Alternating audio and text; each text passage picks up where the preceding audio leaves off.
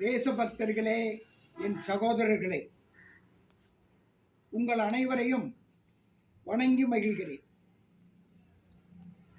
திருப்புகளை பாட பாட வாய் மணக்கும் என்று சொல்வார்கள்.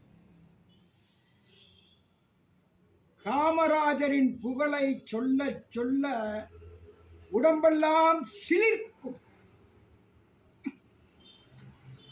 மனிதர்களிலே புனிதர் காமராஜர்.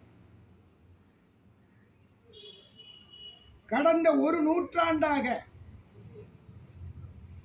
அரசியலிலே உதாரண புருஷராக வாழ்ந்து வருகின்ற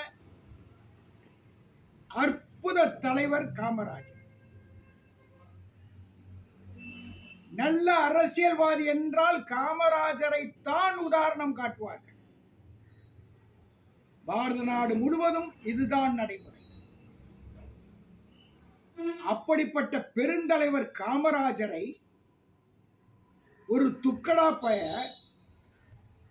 எதற்கும் ஆகாத பத்திரிகையாளர் பெயரிலே சுற்றி வருகின்ற பிளாக்மெயிலர் முக்தார் அகமது என்ற அந்த கெட்ட பய காமராஜரை பற்றி என்னவெல்லாம் தரக்குறைவான வார்த்தைகளில் பேச முடியுமோ அத்தனையும் பேசிவிட்டான். இது திட்டமிட்ட சதி. காமராஜரை தெய்வமாக நெஞ்சிலே கோவில் கட்டி அன்றாடம் வணங்குகின்ற இளைஞர்களும் பெரியோர்களும் தாய்மார்களும் கோடிக்கணக்கில் இருக்கிறார்கள். நெஞ்சிலே கோவில் கட்டி இருக்கிறார்கள். அப்படிப்பட்ட புகழ் வாய்ந்த புனித தலைவர் காமராஜரை சுக்களாக நொறுக்கிவிட வேண்டும் என்று சதி செயல் தீட்டி பத்திரிகையாளர் பெயரிலே இந்த முக்தார் அகமது பயங்கரவாதத்தை செய்திருக்கின்றார்.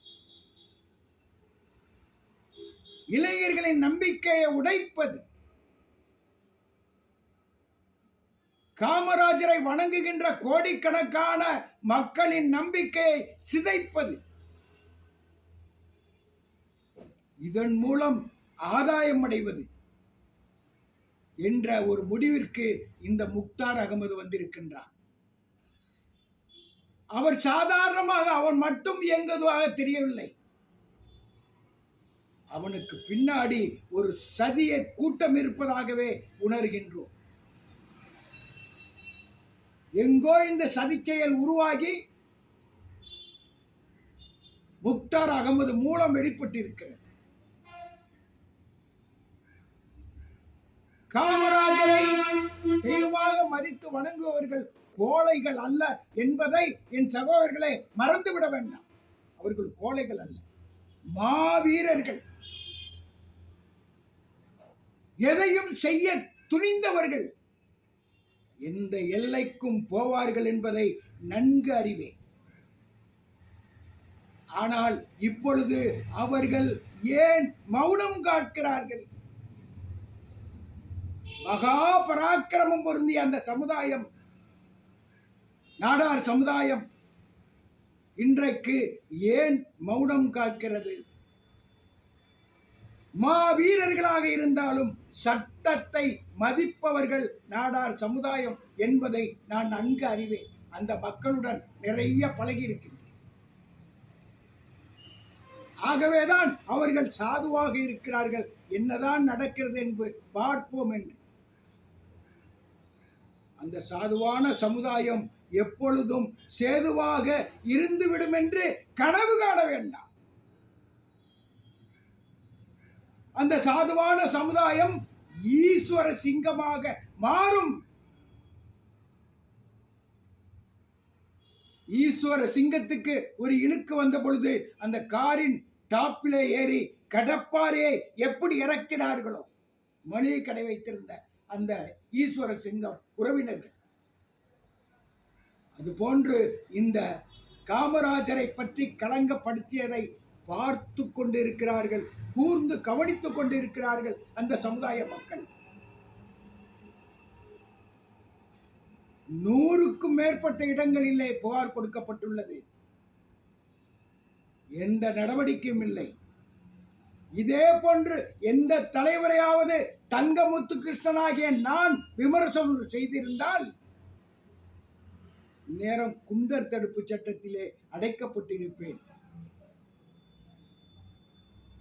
முக்தார் அகமது அந்த பெயர் சிறுபான்மை பெயர் என்பதாலே அவருக்கு அத்தனை சலுகைகள் காட்டப்படுகிறது.